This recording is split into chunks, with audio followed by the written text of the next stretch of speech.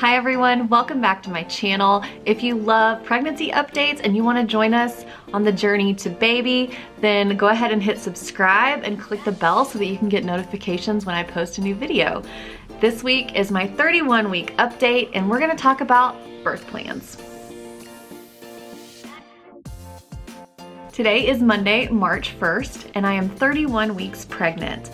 Baby is the size of a head of romaine lettuce, a coconut, or a bundle of asparagus, also about the length of a foam finger, and the size of a small clawed otter, which is one of my favorite animals. In length, baby is probably measuring about 17.5 inches, and as far as weight is concerned, they're probably over 3.5 pounds. This week, we'll see some major development in baby's brain and in their nervous system, as well as the development of all 5 senses. Their neck and their joints are becoming more flexible, so this allows baby to turn their head and wiggle a little easier.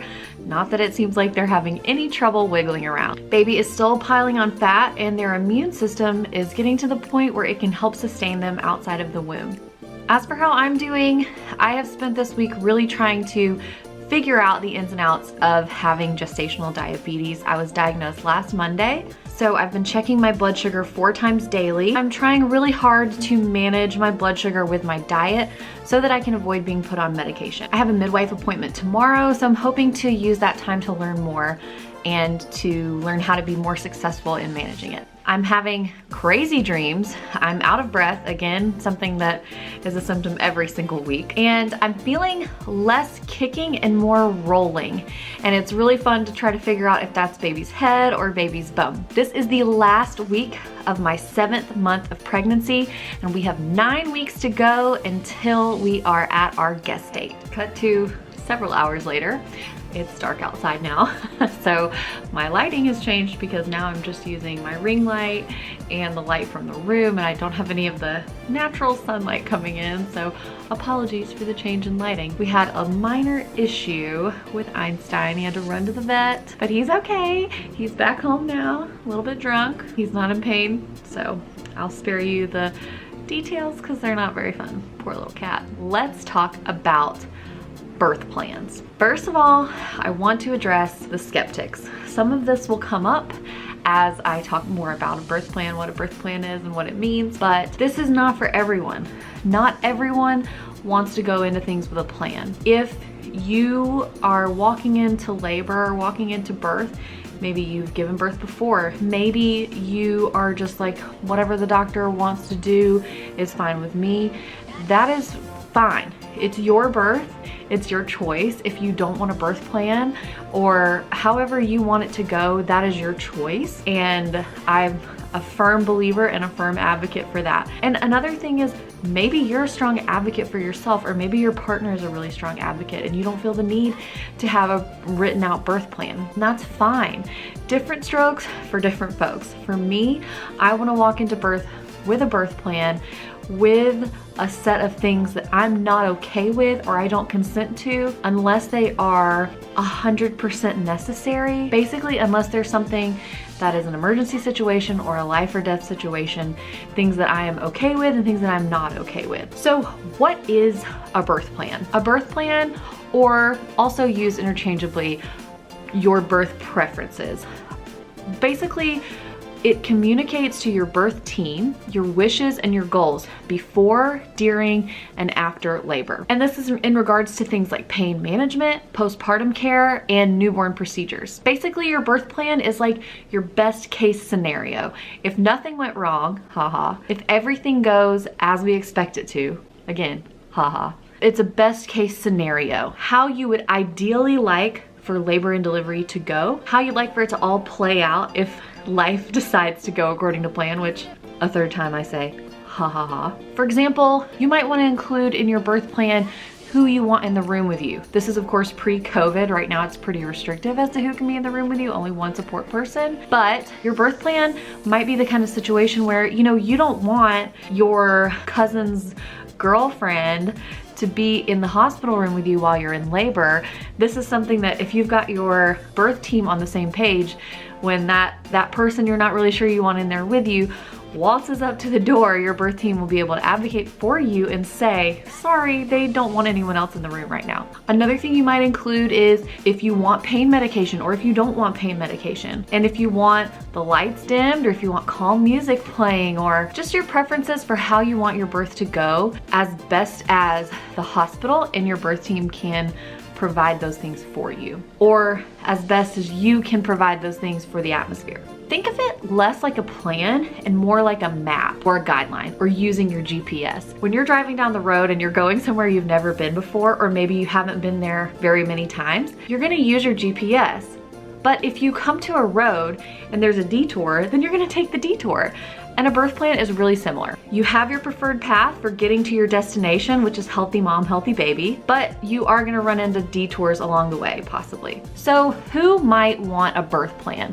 Who is a birth plan for? I say really anyone who wants to make one. Personally, I don't know that I will ever walk into a birth without a birth plan, but I know that not everyone is like that, and that's totally okay. Some people are more able to live their lives happily without having a plan.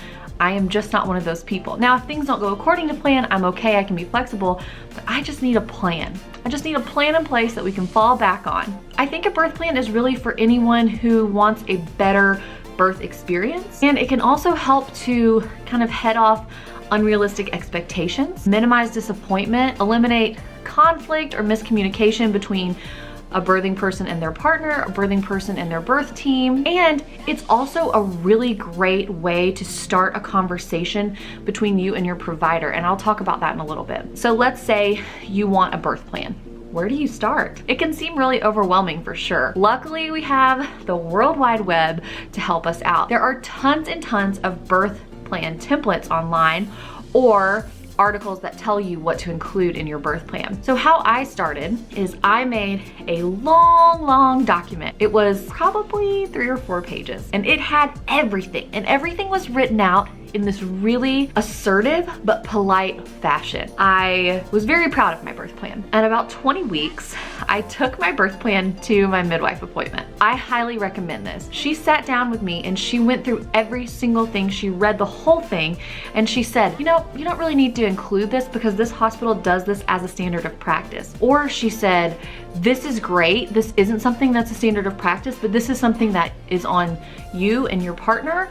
So don't worry about putting it on your birth plan, just bring it with you when you come to the hospital. So after I brought her my birth plan dissertation that was super long, super wordy, she said, this is great, but none of these nurses are gonna have time to sit down and read this 4-page document, this huge birth plan.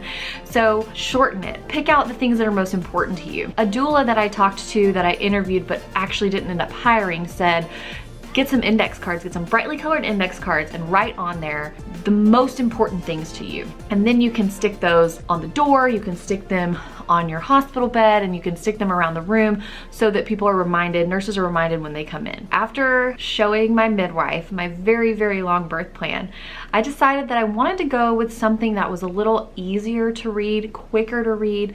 So I started looking for visual birth plans.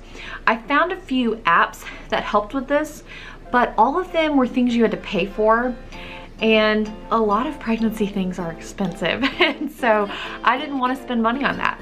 So I actually found a free visual birth plan template on mamanatural.com. I'm gonna link it in the description box below. You download it, and then you're able to delete the things you don't want and edit the things you want to change.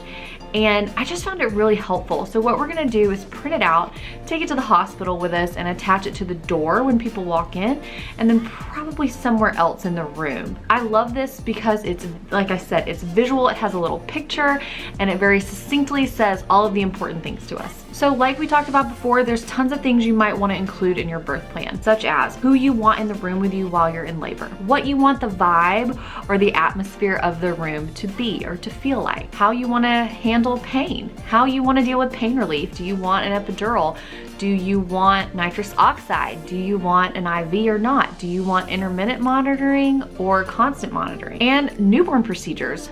What do you want the care of your newborn to be like once they're here? Do you want immediate skin to skin? Are you planning on breastfeeding, and do you want to try that initially as soon as baby is on you? Do you want baby to have a bath right away or have exams right away, or do you want to wait a little while?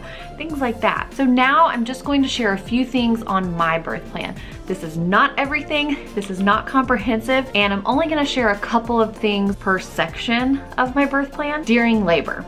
So 5 things on my birth plan for while I am in labor or while I'm in my birthing time. Number 1, no medication. I am gonna try to do this without medication and without intervention. I completely respect anyone's choice to have any sort of medical or pain relief intervention in their birth.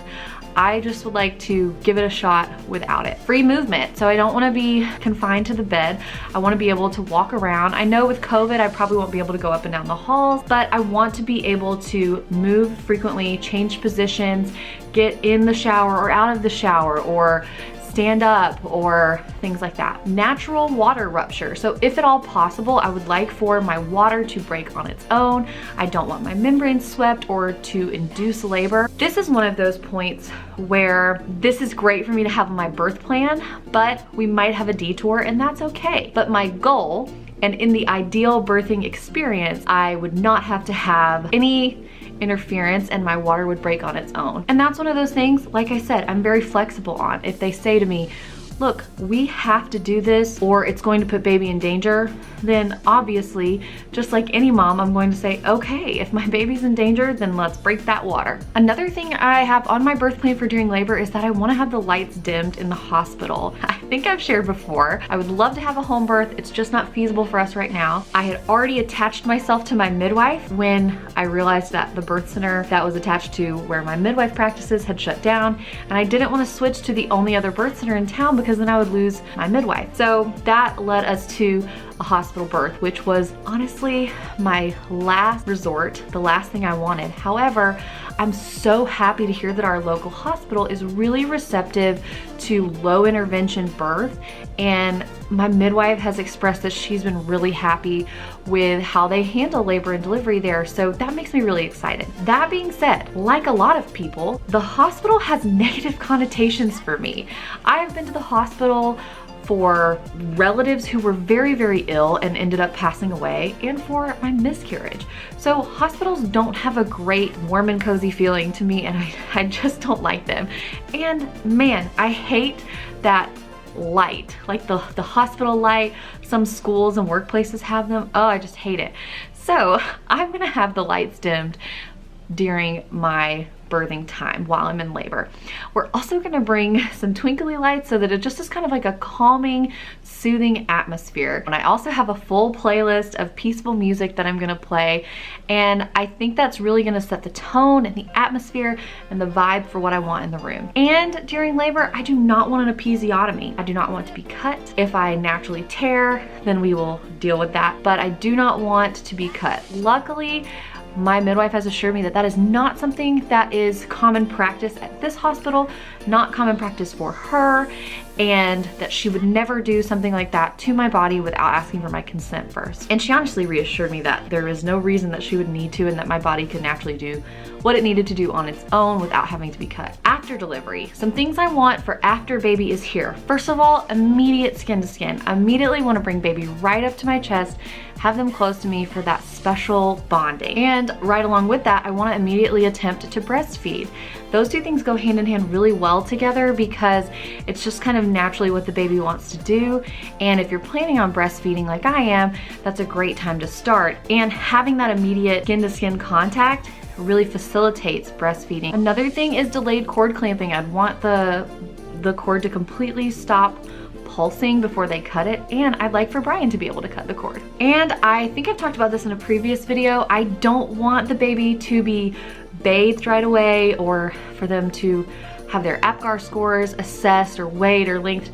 I just want like an hour, maybe 2 hours, just to be with baby. I mean, bathing them is not the #1 most important thing.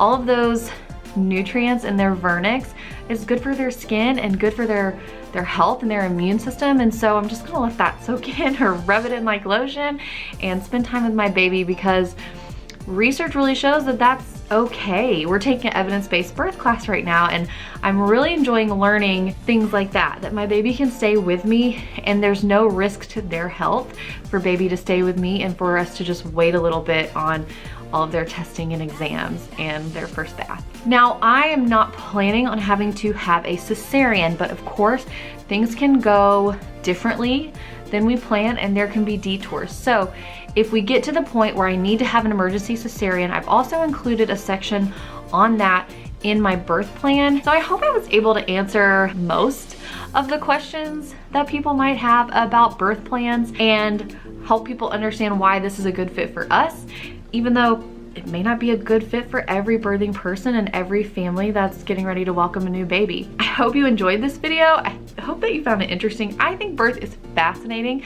I would love to be involved in birth work one day. I just think birth is incredible. And I've always wanted to be a part of that, like be a person in the room when a new life came into the world.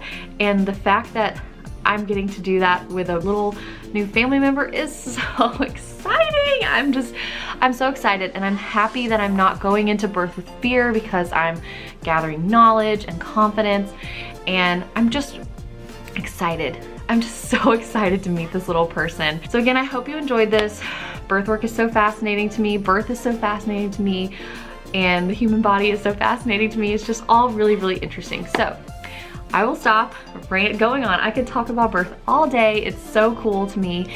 And basically the way I want to sum up this video is I want everyone to have the birth that they want, and I want everyone to walk into birth with the knowledge, the education of here are all of my choices and this is what I've chosen.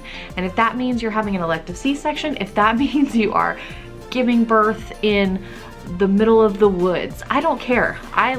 You can run the gamut as long as you know all of your options and all of your choices. That's what I think is the most important. Thank you so much for watching. Like I said at the beginning, if you like this video, feel free to subscribe, hit the bell, and you'll get notifications for when I post a video. You can give me a thumbs up. You can share this video with a friend, and I would love for you to leave me a comment. Let me know, did you have a birth plan? Did you wish that you had a birth plan? Did you think about making one and then you're like, no, I'm gonna just go where the wind takes me? Because that's okay too. I'd love to hear that. And if you're 31 weeks or in your third trimester, feel free to leave me a comment. Let me know how you're feeling, how you're doing, how baby's doing, and if we're having any of the same symptoms. All right, see you next week.